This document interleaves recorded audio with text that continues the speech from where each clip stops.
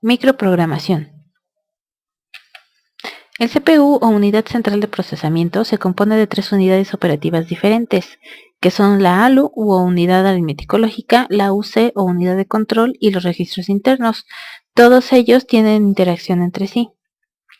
La ALU o unidad aritmético-lógica, como se mencionó, es una de las unidades que forman parte del CPU mediante la cual es posible realizar una gran cantidad de operaciones aritméticas básicas entre dos números o dos conjuntos de números, como por ejemplo suma, resta, multiplicación o división, además de operaciones lógicas como yes, or, not y, es decir, sí, o, no y, yes, or, not, and. Esta unidad es generalmente utilizada en circuitos de alta complejidad, cubriendo no solo operaciones matemáticas simples, sino una gran cantidad de cálculos por segundos, siendo en el caso de los últimos aquellos que son conocidos como microprocesadores.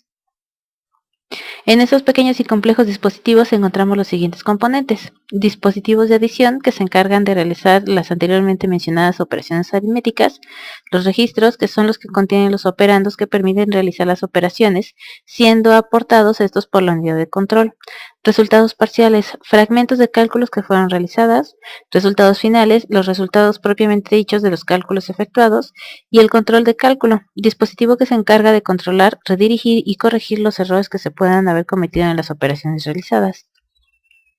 Ahora, la unidad de control. Esta coordina todos los componentes de la computadora, de modo que los eventos tomen lugar en una secuencia apropiada en el momento correcto.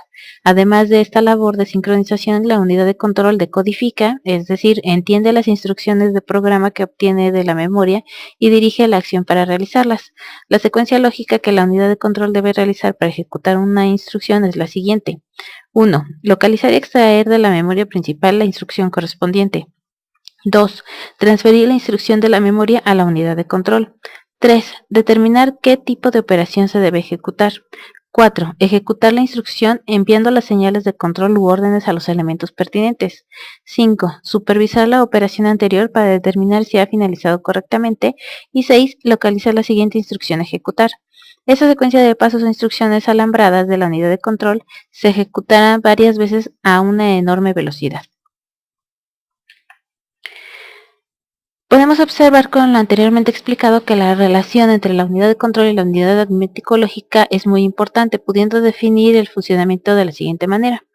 La unidad de control emite las acciones a efectuar. La unidad aritmético-lógica procesa entonces los datos recibidos y envía los registros. Así, la unidad de control analiza los resultados obtenidos y los envía a otros dispositivos. Los registros.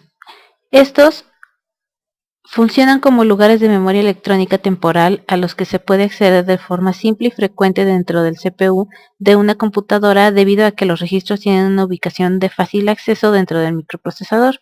De este modo, el CPU puede acceder a ellos con mayor rapidez que los módulos de memoria de acceso aleatorio como el RAM y otros lugares de almacenamiento electrónicos de memoria solo lectura, que sería el ROM, y la memoria flash. Un microprocesador normal contiene múltiples matrices de estos registros y cada uno está fabricado para mantener solo una pequeña cantidad de datos binarios. Por ello, un registro en funcionamiento tiene una capacidad de memoria de hasta 64 bits.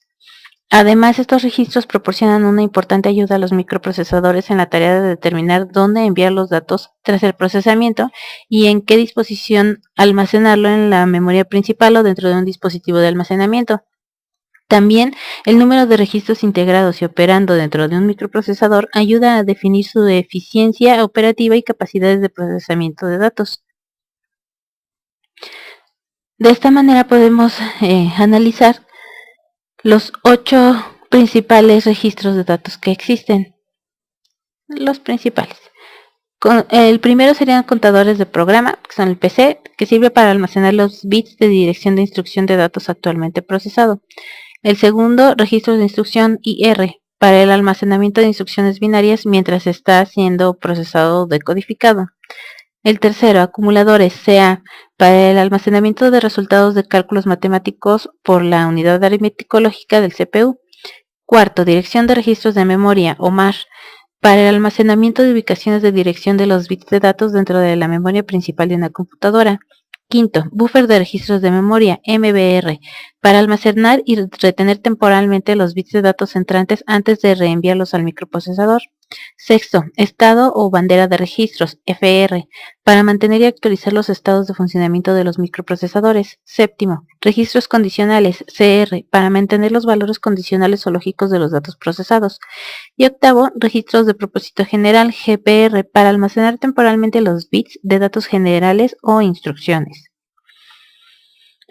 Ahora, pasamos a la microarquitectura. También llamada organización de la computadora, es la manera que una arquitectura del conjunto de instrucciones o ISA, por su nomenclatura en inglés, Instruction Set Architecture, es implementada por el procesador, que es suficiente para describir completamente el funcionamiento del hardware. Una arquitectura del conjunto de instrucciones puede ser implementado con diferentes microarquitecturas. Las implementaciones pudieran variar debido a diferentes objetivos de un diseño dado o debido a los cambios de la tecnología. La arquitectura de computadora es la combinación del diseño determinado de la microarquitectura y del conjunto de instrucciones. La microarquitectura de una máquina generalmente es representada empleando diagramas de bloques que describen las interconexiones entre registros, buses y bloques funcionales de la máquina.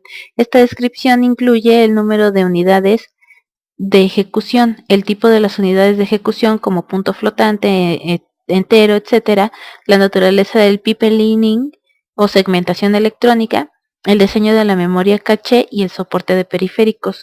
Los diagramas se dividen en la trayectoria de datos, data path, que es donde se colocan los datos, y la trayectoria de control, control path, que son para dirigir los datos.